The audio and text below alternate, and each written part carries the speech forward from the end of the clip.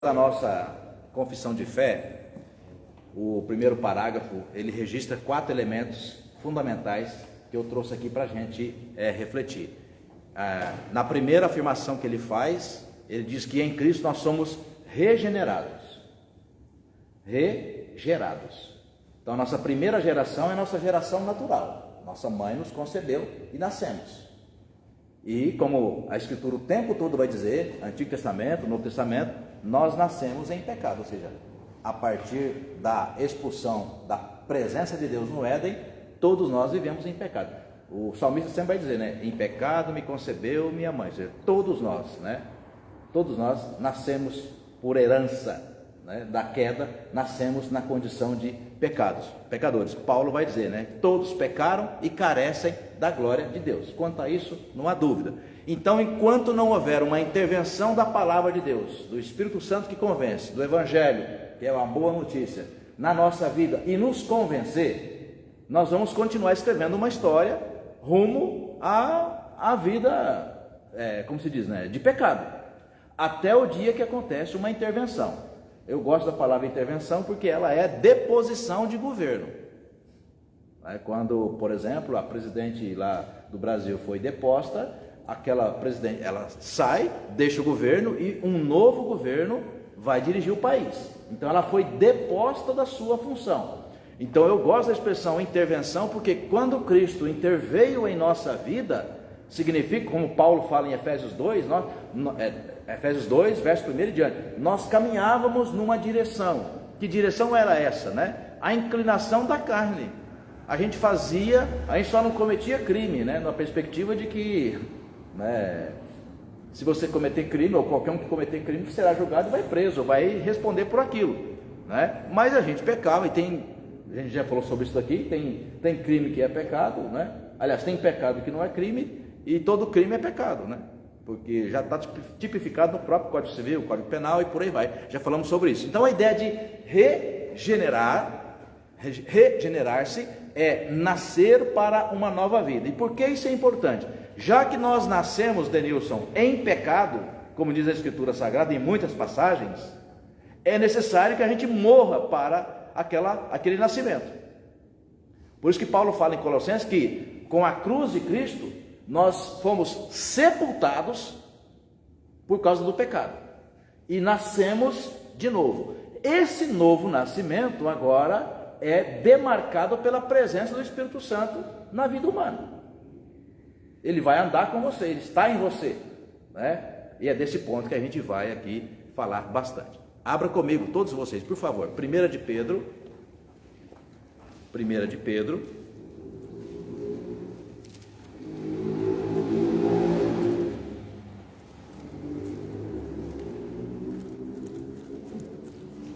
capítulo 1, apenas o belíssimo, ou os belíssimos, né? A gente vai ler 2 versículos, 1 de Pedro, versos 22 e 23. Olha só, vou ler bem pausadamente para você raciocinar comigo aonde eu quero apontar aqui uma doutrina fundamental, ou um elemento fundamental sobre a doutrina da santificação. Verso 22. Tendo purificado a vossa alma. Então é importante você estar atento aqui a essa expressão, alma. Então onde está a nossa alma? Né? Então, dona Eledia, nossa alma é aquilo que a gente chama de o nosso interior. Às vezes a gente confunde com pensamento, com imaginação. Às vezes a gente confunde com espírito. Ou seja, durante muito tempo a gente passa a compreender no nosso desenvolvimento intelectual, que alma é aquele lado imaterial, ou seja, é aquela coisa que está dentro de nós, que você não sabe localizar, não é um coração, não é um órgão. Olha que coisa interessante, não é um órgão. A alma não tem DNA, não tem célula, né? A alma até hoje não foi localizada. A psicologia que trabalha, aliás, a palavra alma em grego é psique, e de psique vem a função do psicólogo. A função do psicólogo é, né, estudar a psique humana. Então o que é a psique humana? É a alma, traduzida para o português. E o que é, aonde ela está? Nós não sabemos. Em tese a gente fala que está na cabeça, porque a cabeça é o HD, ou seja, ela é o comando, né? Só para brincar um pouquinho, né? Quem trabalha com psicologia e faz, como se diz, né? Trabalha com experiência prática com pacientes, por exemplo, pacientes que tiveram amputação. Não sei se vocês já viram sobre isso, mas, por exemplo, é comum um paciente que teve amputação num braço ou numa perna sentir coceira na perna que não tem mais. Você já ouviu falar sobre isso? Você imagina, Edmilson, o que você está... A pessoa não tem uma perna e está sentindo coceira na perna, né? Aí, como é que você faz para resolver isso? Ou seja, porque o comando está aqui, né? Então parte-se daquela ideia de que a alma, né, a psique humana, dona Eledi, é algum elemento dentro de nós que faz com que a gente seja quem nós somos, humanos. Nós pensamos, nós intuímos, nós analisamos sem falar uma palavra só.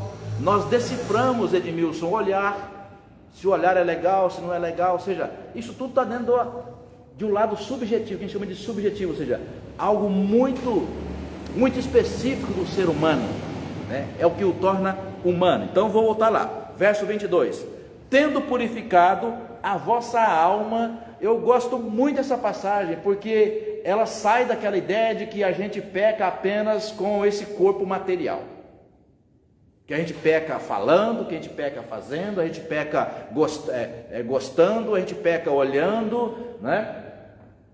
A gente peca, né, sem fazer nada, só com a nossa natureza, sabe? A gente peca em pensamento, sozinho no quarto. Então não há nada no ser humano bom, nada. A queda deturpou tudo. A tradição calvinista vai chamar de depravação total. Não sobrou nada de bom em nós, né? Ah, pastor, mas a bondade, mesmo quem não é crente, a bondade de ajudar o próximo, não é dessa bondade que nós estamos falando. Bom no sentido de merecer ser salvo, merecer a eternidade, merecer uma companhia divina. Não, é dessa bondade que nós estamos falando, né? Depois da queda, nós fomos destituídos, né, de qualquer condição meritória para estar na presença de Deus. Vou voltar lá. Verso 22, tendo purificado a vossa alma pela vossa obediência à verdade, tendo em vista o amor fraternal não fingido, amai-vos de coração uns aos outros ardentemente. E aí vem a expressão que nós vamos, né, repetir, 23, pois fostes renascidos, regerados, regenerados, não de semente corruptível, mas de incorruptível, mediante a palavra de Deus, a qual vive e é permanente. Bom, o que Pedro quis dizer com isso? Não de semente corruptível, né? Ou seja, de onde nós nascemos do pecado. Nós nascemos do pecado. Em pecado nos concebeu nossa mãe. Porque a partir de Adão e Eva, Romanos 5, todos nós nascemos pecadores. Nós nascemos já na condição de, imagina, um casal jovem se muda para um outro país, né?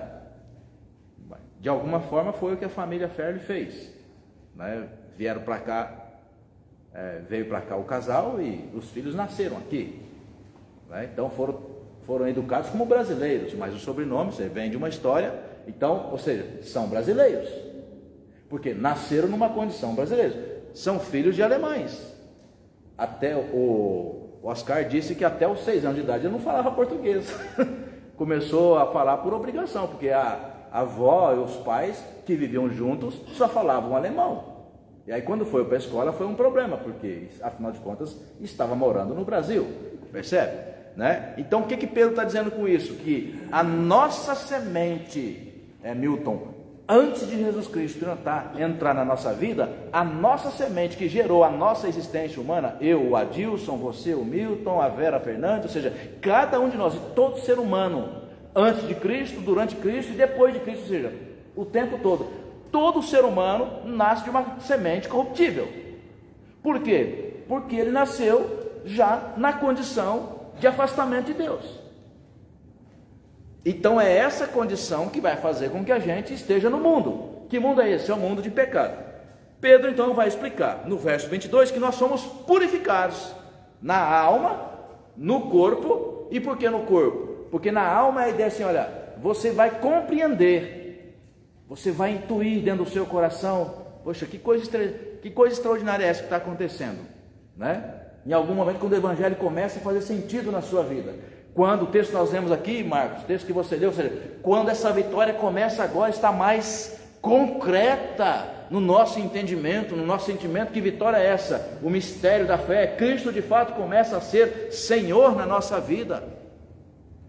Quando você se convence disso constantemente, você ora mais, você sente paz no seu interior, você de fato se reconhece como alguém portador da graça de Deus. Percebe? É difícil você definir o que é a salvação.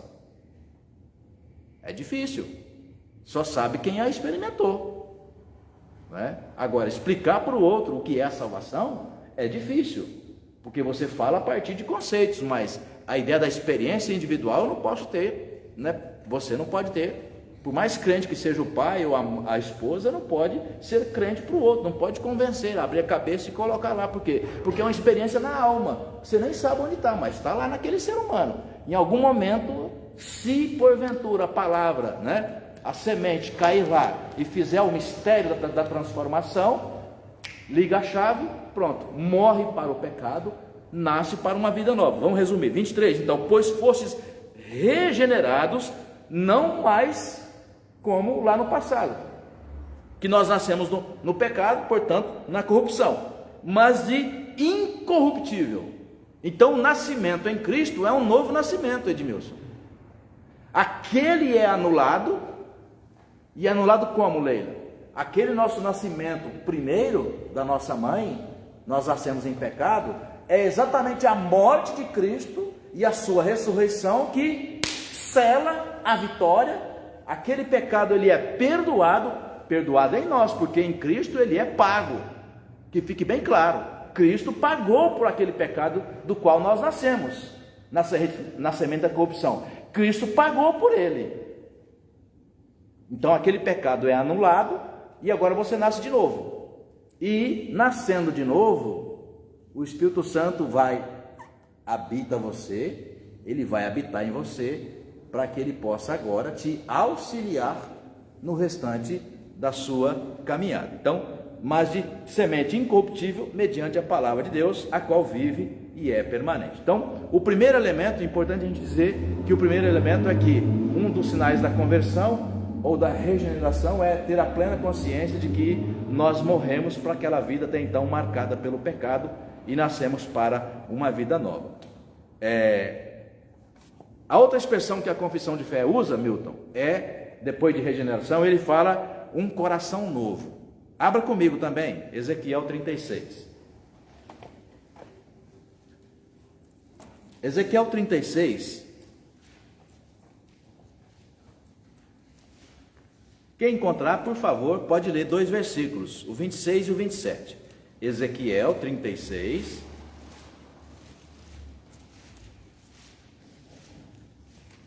Quando o profeta fala, né, sobre o que Deus vai fazer para mudar a nossa vida de pecado. Então ele usa uma simbologia bastante rica para falar sobre isso. Pode ler quem encontrou. Ezequiel 36, o verso 26 e o verso 27. Arranjei coração novo, porém dentro de vós espírito novo. Tirarei de vós o coração de pedra e vos darei coração de carne. Porém dentre vós o meu espírito e farei que andeis nos meus estatutos, guardeis os meus juízos e os escuros serviços. Ok, então é aqui que eu quero colocar para vocês o tema da nossa reflexão de hoje, é que a santidade ou a santificação, Leila, é um estado e não um processo. É um estado de ser e não um processo. Porque processo dá a ideia de algo que está sendo processado, né? Ou seja, que está acontecendo. Quem aqui, as donas de casa, né, especialistas, né, em culinária, quem aqui sabe fazer maionese? Né? Olha só. E faz de leite ou de ovo? Tem as duas. Ou faz os dois. Os dois, né? E tem o tal do ponto, não tem? Ou seja, então você coloca no liquidificador, no processador, coloca lá os ingredientes e liga. Ele fica Você, pela experiência, em algum momento você vai desligar porque já sabe que chegou o ponto, ou seja, terminou o processo. Vamos imaginar que no primeiro minuto que tinha ligado, acabou a energia, né? Ou seja, o processo foi interrompido. Você teria que fazer à mão. Mas vamos imaginar que de repente, né, sua mão está machucada. Ou seja, vamos imaginar a ideia de que o processo, Edmilson, não foi completado, né? Olha que coisa absurda, como algumas correntes que trabalham sobre santificação, na verdade, presbítero Marcos, a maioria, a cada 10 pastores, 9 vão na direção, 9 ou 8 vão na direção mais comum. Qual que é a direção mais comum, Neiva? Entende que a santificação nunca vai terminar nessa vida. Eu fujo disso como o diabo foge da cruz. Eu vou noutra direção, inclusive com base aqui na confissão, que eu vou mostrar para vocês. Por que que eu acredito e creio, né, bíblica e teologicamente, que a santificação é um estado e não um processo? Porque você tem a obrigação de fazer a pergunta: e se o processo não terminar? Bom, se o processo não terminar, você precisa perguntar por que que não terminou. Basicamente, você vai conseguir pensar em duas situações. Já que santidade ou santificação é um processo, o que é processo? É aquilo que está acontecendo. Aquilo que está acontecendo, então, não terminou. Não terminou, está acontecendo. Bom, se ele está acontecendo, a pergunta, então, para a gente refletir é: bom, e se o processo for interrompido? Você será santificado? Não, não terminou.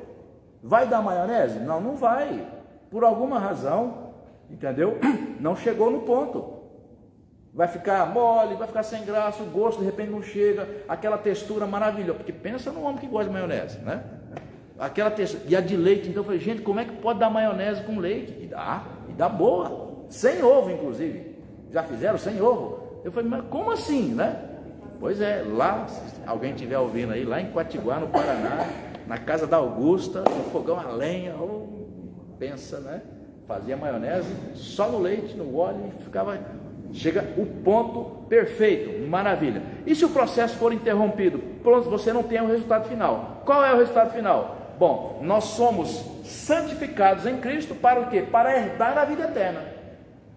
Então, Milton, você vai ter a obrigação de perguntar: se o processo for interrompido, o que acontece com a minha alma? Né? Bom, ela não foi santificada. Se ela não foi santificada, você não poderá herdar o reino de Deus. Bom, então por que o processo foi interrompido? Basicamente duas coisas. A primeira delas, você pecou. É o tal do desviado. Fulana está desviado, né? Está desviado. Qual outra condição, né? Que é impossível, mas você tem que falar dela, né? Cristo desistiu de você, né? Ou se você pensar: bom, ele está desviado porque cometeu um pecado, ficou com vergonha, né? Saiu da igreja, não quis responder por aquela atitude que a igreja corrige, exorta, né? Então ele saiu. Como eu perguntei segunda-feira para um aluno meu, ele discordando da tese, e eu falei: pois bem, e se ele morrer estando afastado, para onde ele vai? Afinal de contas, o tema que nós estamos trabalhando é o estado ou o processo de santificação. Se o processo foi interrompido e ele morre desviado, afastado, para onde ele vai? Né? Aí a pergunta: pastor, um presbítero, 30 anos de igreja, vida exemplar, Marcos, vida exemplar, de repente uns 5 minutos, aliás, não estou nem sei 5 minutos, dependendo da situação, 30 segundos, né? Uma palavra que você falar, né? Uma atitude às vezes absurda no trânsito, que São Paulo está misericórdia, só Jesus na obra, né? Toda aquela sua, ou de repente um filho seu agredido injustamente, né? Ali no calor de paz, você... Por isso que eu falo que andar armado a gente, ser humano. Imagina um filho seu, você está armado ali porque o Estado te dá direito de estar armado, de repente uma pessoa, um maluco, né, igual ontem, andando no trânsito ali na Pai de Barro, né, daqui a pouco um cara dando ré, mano, e dando ré a uns 40 por hora, aí foi saindo todo mundo, aí um maluco começou a gritar com ele. Você acredita que o cara dando ré a uns 30 ou 40 por hora, dando ré numa mão única, E o cara buzinou para ele, ele ainda quis ficar bravo. O cara é errado, mas ainda quis ficar bravo. Se está armado, pronto, está feita ali a confusão, né? Ou seja, para você acabar com uma carreira de fé, de comunhão com Deus, de 30 anos, gente, basta ter a situação. E aí, você cometeu um tipo de pecado grave, horrível, saiu, está fora da comunhão, acabou tendo um AVC e morreu. Para onde você vai, né? Bom, você não tem resposta. Você não tem resposta, né? Ah, mas em algum momento ele se arrependeu. Bom, isso é o que diz os presbiterianos. E mesmo que ele não tivesse arrependido, né, não é aquele pecado que vai tirar a salvação dele. Isso é que diz os presbiterianos, né? E por que não vai tirar? Porque a condição que ele conquistou pela graça de Cristo. Pela graça de Cristo. O único pecado que poderia tirar a sua salvação na doutrina presbiteriana, Denilson, é o pecado de você renegar Cristo. Mas como você pode renegar Cristo se a coisa mais maravilhosa que você tem é exatamente essa comunhão? Tanto que aquele pecado que você cometeu, por vergonha, por alguma coisa, você se afasta da igreja, mas a sua fé em Deus, sabe, a sua comunhão, aquilo está em você. Você não vai negar. Você cometeu uma coisa, qualquer um de nós está sujeito a cometer um tipo de atitude que a Bíblia reprova, mas não reprova a ponto de anular o seu nome, tirar o seu nome. Não tem isso na Escritura. Ah, mas Apocalipse sempre fala as 7 cartas, olha, aquele que perseverar até o fim, sim, será salvo. E quem perseverar até o fim? Exatamente aqueles que foram transformados da semente incorruptível, aqueles que morreram para o pecado, nasceram para uma nova vida, e essa nova vida é marcada pela presença do Espírito Santo nele. Paulo vai chamar de selado. Isso não significa que ele não peca. Qual a diferença? Um crente convertido que peca é que ele não peca mais em paz. Eu já preguei isso aqui várias vezes para vocês. Quem não tem a presença do Espírito Santo na vida dele, não tem a consciência divina na vida dele, para ele o pecado não faz sentido, porque ele vive a vida dele do jeito que ele quer viver. Agora, quando ele passa pela experiência de salvação, de transformação, o Espírito Santo habita nele, e o Espírito Santo vai comunicar o tempo todo no desenvolvimento da salvação dele, da vida dele com Deus, vai comunicar qual é o caminho, qual é o propósito que Deus tem para a caminhada dele. Cada atitude, cada palavra, cada pensamento que destoar, Leila, do propósito de Deus, é o próprio Espírito Santo quem te comunica. Olha, isso deve ser confessado, e ele vai te convencer também. Se ele não te convencer, ele não habita você, porque a função dele é exatamente te convencer. Pode falar, Roberto. Aquele dia nós conversando com o senhor sobre isso, né? E eu já tive pessoas, né, cristãs, que falou que a gente tem que ter certeza da nossa salvação, né? Senão não adianta, né? Aí eu falei, sim, a gente tem que ter convicção que a gente vai ser salvo. Certeza eu não acredito, porque igual você acabou de falar. Mas você tem certeza. Mas você tem certeza. Biblicamente, você pode ter certeza, há como ter certeza, quando você pensa, como é que você conquistou a salvação. O problema é que nós estamos, no Brasil, amealhados, evangelizados por uma teologia, com todo respeito, né? Uma teologia que não é a nossa, que é a teologia meritória, ou seja, por exemplo, a teologia batista, com todo respeito, gente, quem estuda teologia, quem está me acompanhando aqui em casa, estuda teologia, sabe que as duas correntes são exatamente essas, a corrente batista e a corrente presbiteriana. E por que a corrente batista? Exatamente porque a doutrina do batismo é a doutrina central deles, tanto que leva o nome deles, da igreja, a doutrina da igreja batista. Por quê? Porque a ideia de que a teologia central deles está em torno do batismo, tá? A nossa teologia central não é o batismo. Os presbiterianos não têm. O Marcos leciona catecúmenos, ele com certeza já passou muitas vezes sobre esse tema. A doutrina central dos presbiterianos não é o batismo, porque o batismo não salva. Com todo respeito aos batistas, aos nossos irmãos batistas, né? Mas nós não somos seguidores dessa doutrina. E por quê? Porque não é um ritual simbólico necessário, inclusive, porque ele é o ritual bíblico de lavamento, ou seja, simbolizando que você saiu das trevas e vem agora para uma condição de pureza espiritual. Mas na teologia bíblica que os presbiterianos interpretam, Marlene, a doutrina da salvação passa pelo ato do que Deus fez em Cristo.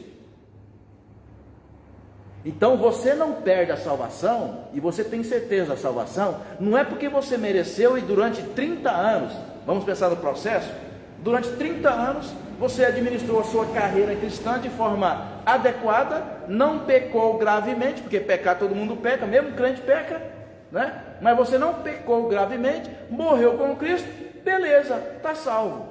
Mas nem todo mundo vai ter a mesma história de vida que você teve. Alguns vão cair. Tem um adultério, tem assassinato. Paulo, afinal de contas, né? Assassinato. Bom, se bem que era antes da conversão, né? Mas, gente, coisas graves, né? O filho fora do casamento, corrupção, o cara que desviou dinheiro da igreja. Eu acabei de falar desvio dinheiro da igreja. Tem coisas absurdas que o ser humano é capaz de fazer. O crente é capaz de fazer, né? E depois se arrepende. E mesmo que não se arrepender, né? O que é difícil, ele pode não se arrepender no sentido de voltar para aquela igreja, para aquela comunidade, mas diante de Deus é impossível ele estar com a consciência dele em paz. É impossível. Por quê? Porque o Espírito Santo habita nele e fala assim: o que você fez, o que você fez, o que você fez, o que você fez, é um inferno. Eu falo, é melhor logo confessar, ué. É melhor logo parar. Não tem nem graça de gastar o dinheiro que o cara roubou da igreja, porque toda vez que ele vai gastar o dinheiro, vai, pô, mas lembra aquele texto lá quando Acabe, né, rouba, Jezabel ajuda ele a roubar, o marido a roubar a terra, né? Mas para roubar a terra precisava matar o Nabote. Aí vai e mata o Nabote, naquela falsa testemunha que ele arrumou. Aí mata o Nabote e toma a terra. Aí o profeta Elias chega e faz uma ironia para denunciar o pecado dele, né? Você mataste e ainda roubaste a terra, tu é cara de pau mesmo, mano. Mano, você é muito cara de pau. Você mata e ainda rouba a terra? Detalhe, estamos falando de um crente, né? Porque era um judeu. Então, aquela ideia de que o Espírito Santo agora, no novo nascimento, ele habitando você, é ele quem te comunica essa condição de uma vida nova. Um pecado que é cometido depois da salvação, Roberto, o pecado que é cometido depois de você ser crente, entendeu? Ele não ficará impune. E de que maneira, pastor? Aqui agora eu vou afunilar. De que maneira ele não ficará impune? Se você é efetivamente convertido, mesmo aquele pecado, não sei, hoje eu estou salvo, pastor, mas amanhã, mesmo aquele pecado grave que você cometer, se você se arrepender dele, mesmo que você não volte para a igreja, tá? Porque a igreja não é sinal de salvação. Sinal de salvação é Cristo.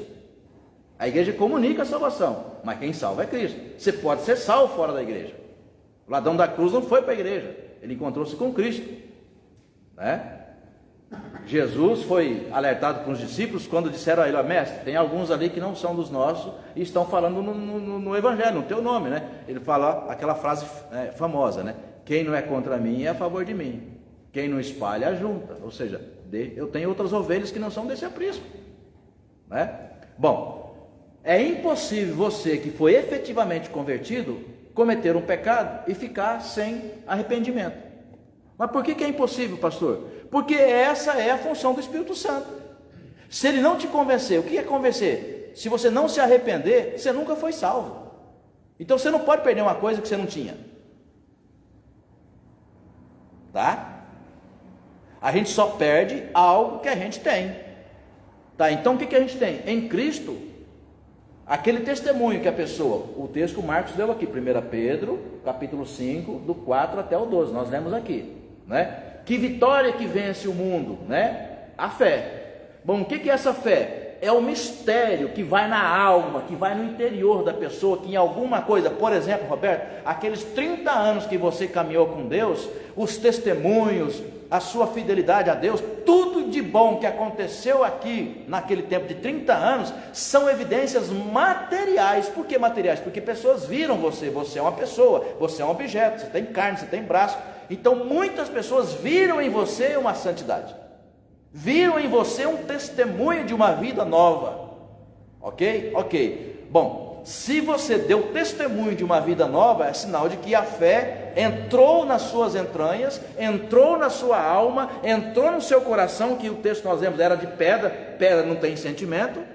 Olha a mensagem profética, ele transforma de pedra num coração de carne, portanto carne é sensível, então você percebe o que Deus está fazendo em você. Pronto, ele fez em você uma nova criatura. Gente, anote isso, é impossível, tá? Impossível, uma nova criatura em Cristo, selada pelo Espírito Santo, é impossível pecar e não se arrepender.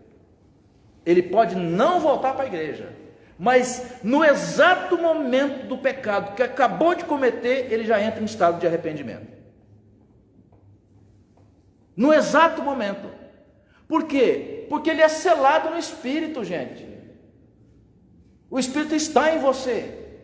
E ele está ali, Leila, exatamente para fazer essa função. Porque se ele não fizer essa função, ele vai contribuir para você ir para o inferno. Ele vai contribuir. Aliás, está na hora. Vamos voltar para lá, que é sempre o horizonte seguro. Romanos 8, vamos para lá.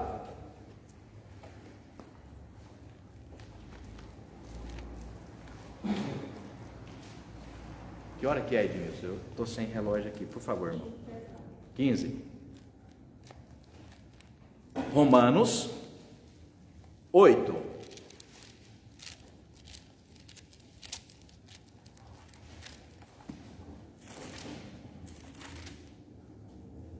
Romanos 8, olha só, eu quero que vocês acompanhem comigo. O Marcos, o presbítero Marcos, com certeza, os presbíteros aqui já, Marlene, vocês já usaram Romanos 8, verso 1 para colocar em declaração de perdão, já ou não já?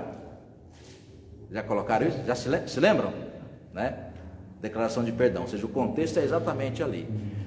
Olha só, o verso 8, o capítulo 8, verso 1 diz assim, olha, agora, então vamos dizer assim, ó, a Neiva fez o almoço lá e tal, né, almoção de domingo, né, o Edmilson estava lá vendo futebol com os meninos e tal, né, aí ela chega, agora vamos almoçar, está pronto o almoço, ou seja, a que esse agora está ligando, né, esse agora está ligando duas coisas, né, a atual com a anterior.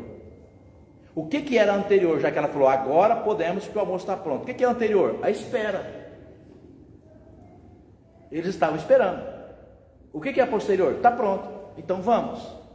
Quando Paulo fala aqui, presbítero Milton, agora já nenhuma condenação há para os que estão em Cristo Jesus, ouçam bem, gente, a Bíblia está aqui para a gente pegar ela e tomar posse.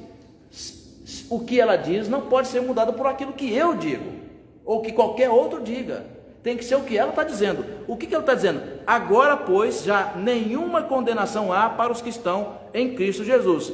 Agora, diante do que? Diante do que Paulo falou nos versos anteriores. Por exemplo, no capítulo 7, eu vou ler para você o verso 7, por exemplo. Que diremos, pois, é a lei pecado? De modo nenhum. Mas eu não teria conhecido o pecado, senão por intermédio da lei, pois não teria eu conhecido a cobiça, se a lei não dissesse. Aí ele vai falando, até, eu quero que você veja aqui comigo, a partir do verso 18, aí no 7, verso 18, olha só, porque eu sei que em mim, isto é, na minha carne, não habita bem nenhum, pois o querer o bem está em mim. Eu até quero de vez em quando fazer o bem, isso está em mim, porém não efetuar. Eu dá vontade de fazer o bem, mas de repente eu sou mudado rapidamente de opinião por várias situações e não faço, ou seja, não é perfeito, não é completo. Verso 20, mas se eu faço o que não quero, já não sou eu quem o faz, e sim o pecado, olha a expressão curiosa, que habita em mim, ou seja, faz parte da minha natureza. Eu sou pecador, como você também é. Essa é a nossa condição, é a nossa natureza. Verso 21. Então, ao querer fazer o bem, encontro a lei de que o mal, o pecado, reside em mim. Porque no tocante ao homem interior, aqui na minha alma, dentro de mim, né? No tocante a mim aqui, o que eu penso, o que eu sinto, quais as minhas vontades, tenho prazer na lei de Deus, ou seja, ela é boa.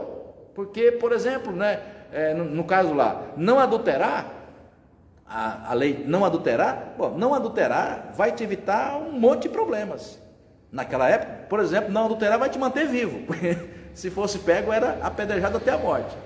Depois, mais tarde, era indenização material, ia ter prejuízo. Leandro Carnal, aquele filósofo que tem aí nas redes sociais, né, ele fala, gente, eu não sou cristão, já fui, ele fala um dia, já fui cristão, hoje eu não sou mais. Mas quando a Bíblia fala sobre adultério, olha, não adultere, viu? Porque o adultério, ele tem um desgaste emocional tão grande que você tem que mentir pelo menos umas 4, 5 vezes por semana. Você tem que mentir. Você vive com medo, porque afinal de contas, se for descoberto, vai ser um problema lascado, né? E sem contar a questão financeira. Pô, você, para bancar tudo isso, não... Então percebe? Então ele fala assim, ó, não precisa de ser cristão, não precisa de ser crente para entender que o adultério é fria. Eu acho que esse vídeo dele é um barato, né? É fria, vai cair fora, né? Bom, então aquela ideia que ele está colocando aqui no verso 22, porque no tocante ao homem interior, tenho prazer na lei de Deus, eu sei que ela é boa, se eu cumpri-la, eu vou ter só benefício, por que eu não vou cumprir, né? No tocante a mim, eu sei que isso é bom, verso 23, mas vejo nos meus membros, no meu corpo, outra lei que, guerreando contra a lei da minha mente, ou seja, o que é a mente?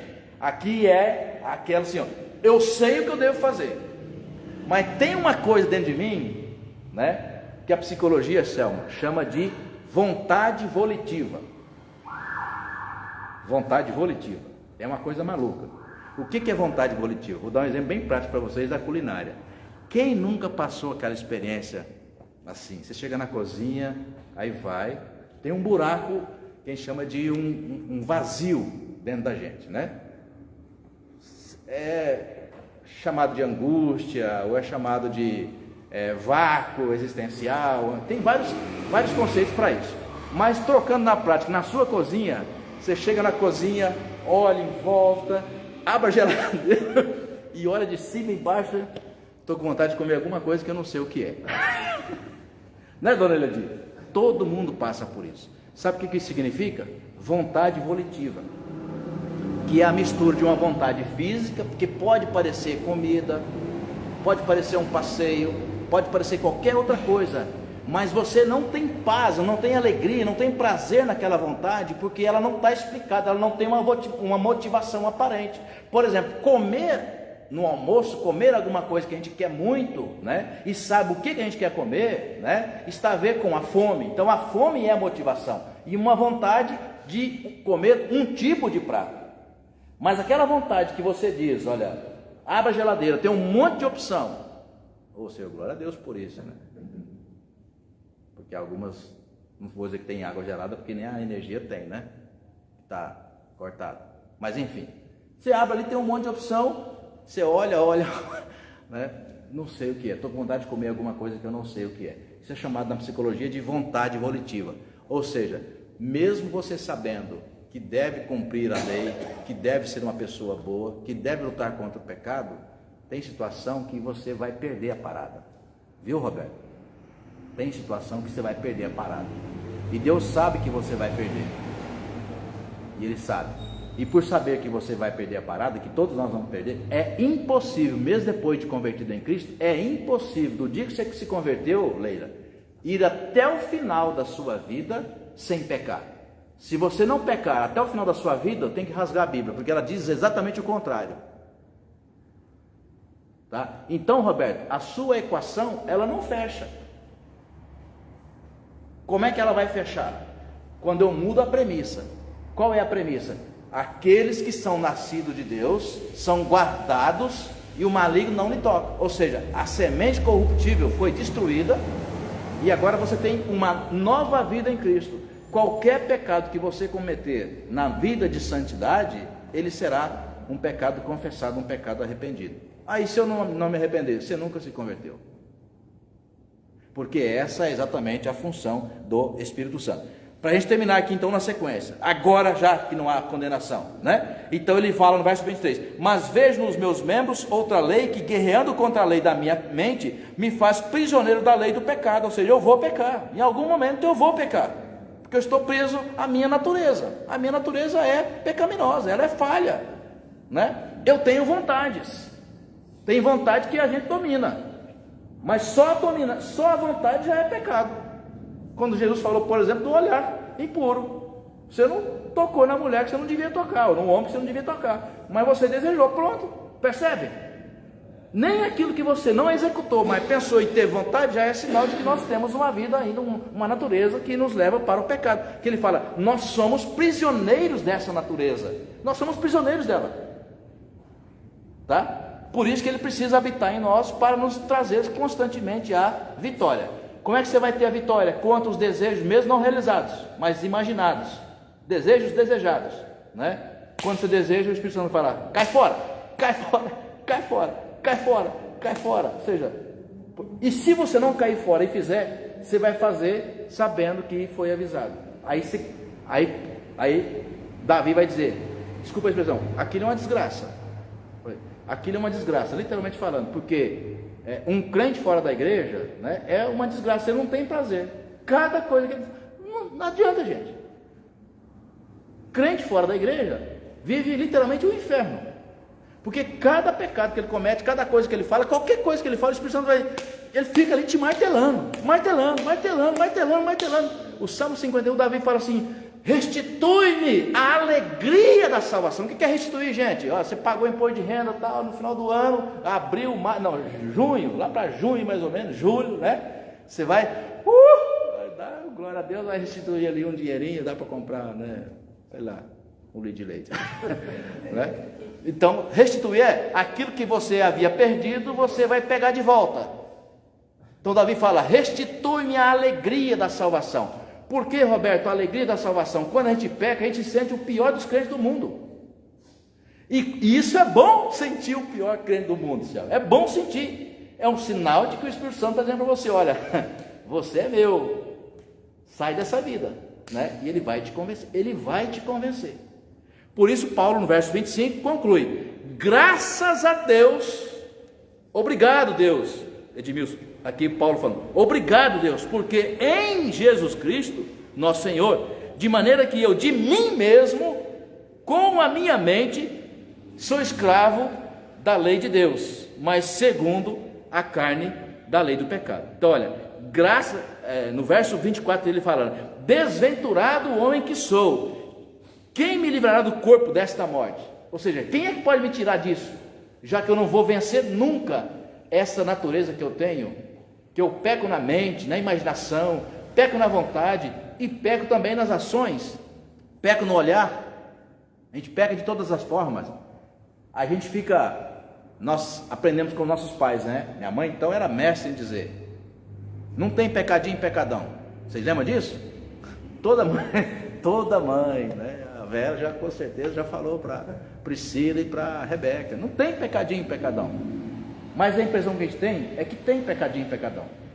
Por quê? Porque a consequência do pecadão é uma tragédia.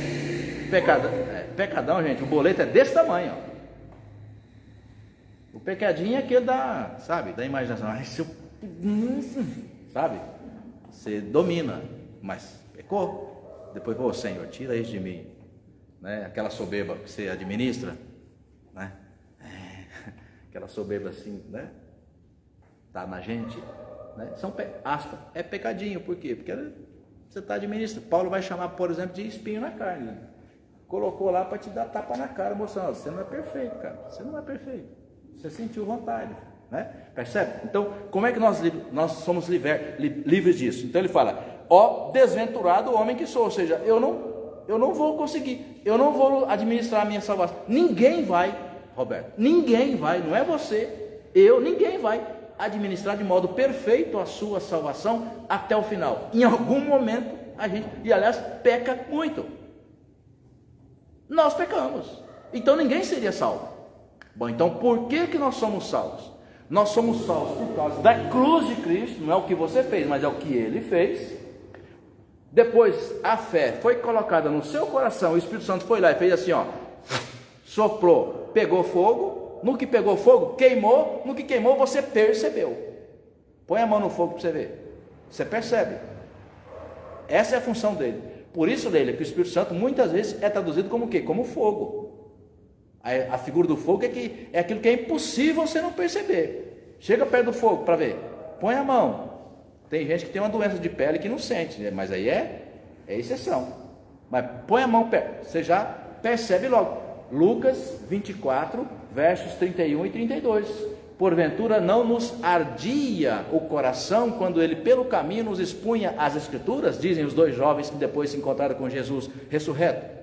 Então a expressão arder o coração, a palavra lá grega para arder é kaiomenen, ou seja, arder dá aquela ideia de pegou fogo e queimou e está ardendo.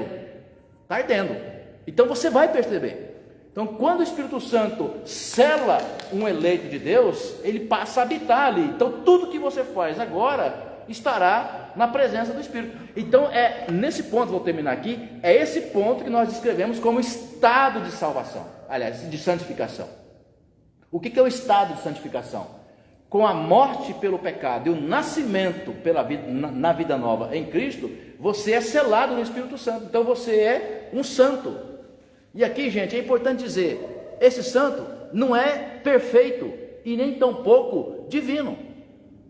Santo eu anotei aqui para compartilhar para vocês.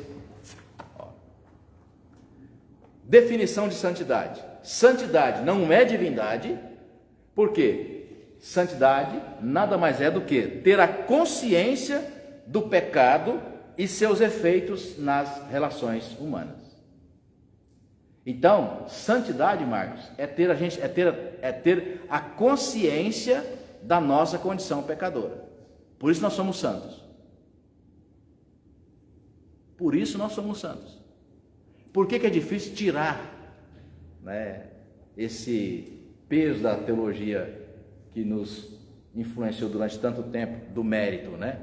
Porque a gente confunde, né, a teologia presbiteriana, que é Cristo nos salvou e Ele fez tudo, com a teologia batista, que eu preciso fazer por merecer, né? Se em algum momento eu cometer um pecado e afastar da igreja, né? Me afastar da igreja ou me afastar da fé, se Cristo voltar ou se você morrer, ele fala, você vai para o inferno, né? Então transfere a responsabilidade de administração da salvação para o ser humano, né? Para o crente. É impossível, gente. Mais cedo ou mais tarde a gente vai cometer pecado, né? Eu vou terminar só pedindo para vocês olharem comigo só na sequência aqui, para a gente terminar lendo esse texto. Romanos 8, que é o que a gente estava, né? Concluindo que agora já nenhuma condenação há para os que estão em Cristo Jesus, porque a lei do Espírito da vida em Cristo Jesus, olha a expressão, te livrou, viu? Se fosse um processo, Selma, estaria aí, porque a lei do Espírito da vida em Cristo Jesus está te livrando. Não diz isso. Diz o quê? Te livrou, concluiu, terminou. Não está acontecendo, já é consumado, te livrou. E livrou do quê? Da lei do pecado e do que mais? Verso 2, e da morte. Que morte é essa? É a morte espiritual. A física, a gente vai morrer mesmo, a não ser que Cristo voltar antes, né? Mas a gente quer postergar o máximo possível, mas que vai chegar um dia, vai morrer. 3, porquanto o que fora impossível à lei, no que estava enferma pela carne, manchada por aquilo que a gente é capaz de fazer, isso fez Deus enviando o seu próprio Filho em semelhança de carne pecaminosa. Paulo vai dizer que ele se tornou pecado por nós, e no tocante ao pecado, e com efeito condenou Deus, tá? Deus condenou o pecado, só que ele condenou aonde? Em você, em mim, né? Não, ele condenou em Cristo, porque Cristo ofereceu o sacrifício perfeito porque não pecou, mas ele assumiu a nossa condição pecadora. Então olha, o pecado não foi simplesmente perdoado, não, ele foi punido, só não foi em você, só não foi em nós. Verso 3 ele fala exatamente isso, né? Deus enviando o seu próprio Filho em semelhança de carne pecaminosa, assumindo nossa condição pecadora, no tocante ao pecado, e com efeito condenou Deus na carne, que carne? No corpo de Cristo, o pecado. E para quê? A fim de que o preceito da lei se cumprisse em nós, que não andamos segundo a carne, mas segundo o Espírito. Verso 5: porque os que se inclinam, presta atenção aqui, a você que está seguindo em casa, o que é se inclinar, né? Então imagina, nós estamos aqui numa condição, eretos, né? Aí o meu inário está aqui, aí eu quero apanhar, então eu vou ter que sair da condição, do estado natural meu, que a gente vai andar, a gente anda assim, né? Se você estiver andando assim, igual eu tive um professor que andava assim, né? Ele tinha um problema na coluna. O certo, a gente anda assim. Então, o nosso estado natural é esse. Para eu pegar algo no chão, eu preciso me inclinar. Então, eu vou sair do meu estado natural e vou me inclinar para apanhar. É isso que Paulo está dizendo, esse exemplo que ele está usando aqui no verso 5. Porque os que se inclinam para onde? Para a carne aqui, Helvig, é o quê? É o pecado. Os que se inclinam para a carne estão escolhendo, estão vivendo uma vida, entendeu? Longe do projeto de Deus. Os que se inclinam para a carne cogitam, aí cogitar é vontade, necessidade, por alguma razão, você vai fazer aquilo, né? E aquilo que você está fazendo, falando, pensando, né? Deus está dizendo, o Espírito Santo está dizendo exatamente o contrário para você. Não faça, não fala, né? Não pensa, tá?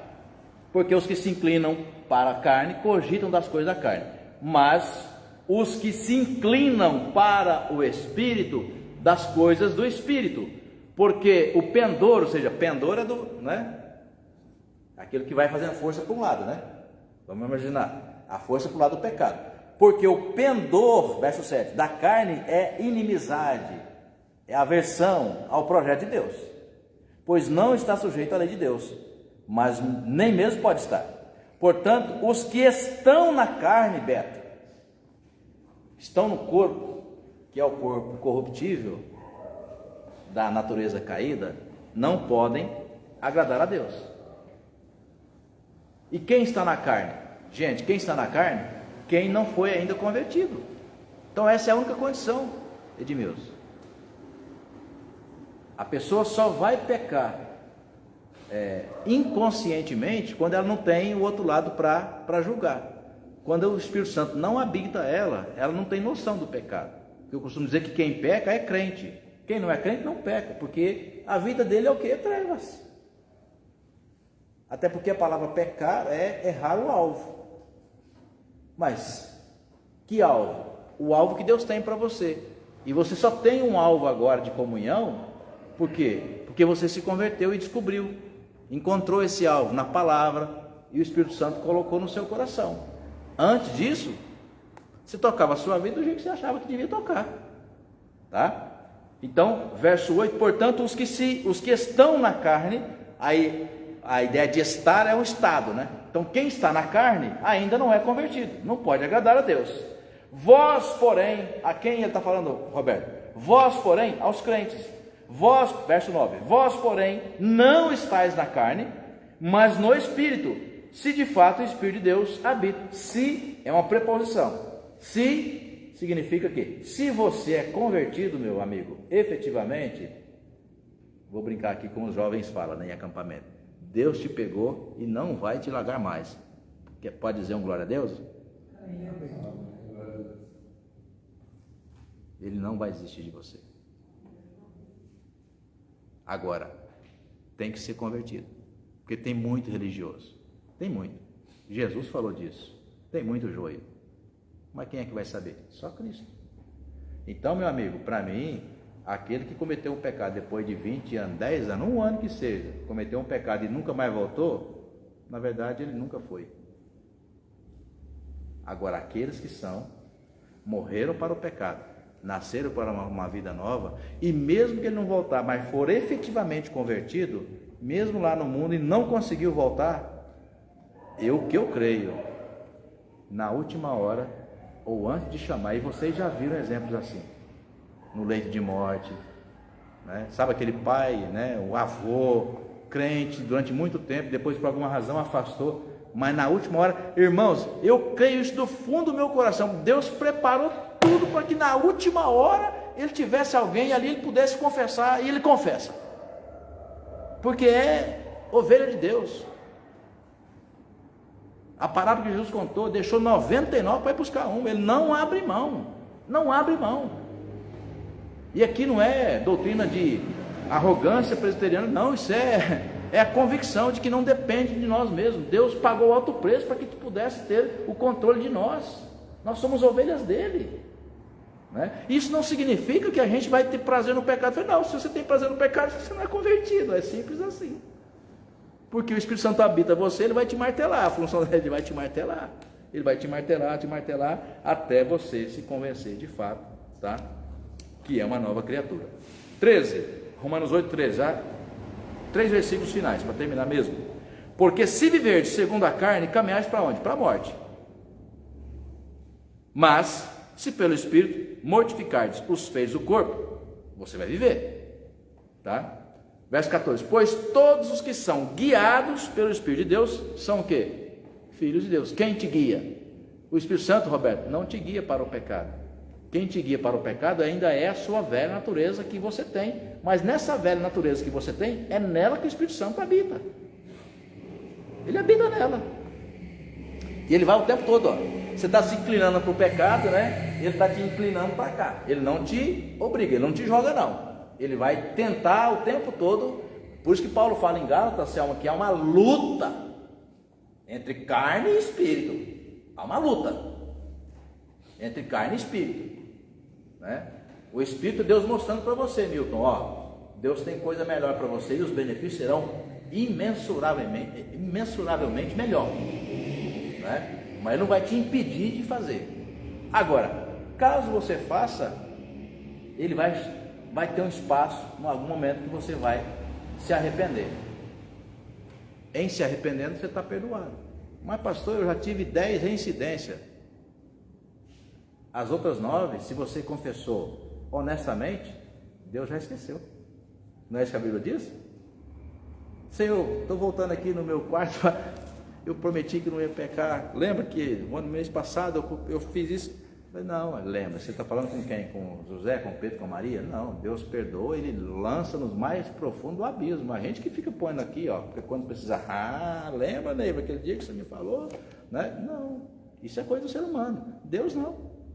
Ele te perdoa. Sabe por que ele perdoou? Porque ele condenou o que você fez. Mas Deus não me castigou? Não, não castigou você, mas castigou lá, ó, o Cristo. Então, quando ele libera o perdão para você, ele já castigou aquele pecado que você cometeu. Por isso que ele te perdoa. Por quê? Porque ele olha para a cruz. Ela é a nossa suficiência. Então, gente, essa teologia é graúda, ela é maravilhosa, porque ela é libertadora. Não transforma para nós a tarefa de ter que nos limpar e nos guardar e nos santificar para que eu possa merecer no final, né, no final da caminhada, a salvação. Não, nós não merecemos não, foi por graça mesmo, foi pela misericórdia. E para não correr risco de te perder, Deus colocou ali o Espírito Santo e falou, até o final eu vou te vigiar, amigo. E quando você pecar, ainda eu vou te convencer a se arrepender. E quando você se arrepender, eu estou doidinho para te perdoar. Oh Deus, glória. Estou doidinho para te perdoar, Ele vai te perdoar. Amém? Amém? Deus nos abençoe, irmãos e irmãs, em nome de Jesus. Obrigado pela paciência de vocês, também daqueles que nos acompanharam de casa. Deus os abençoe. Grande abraço.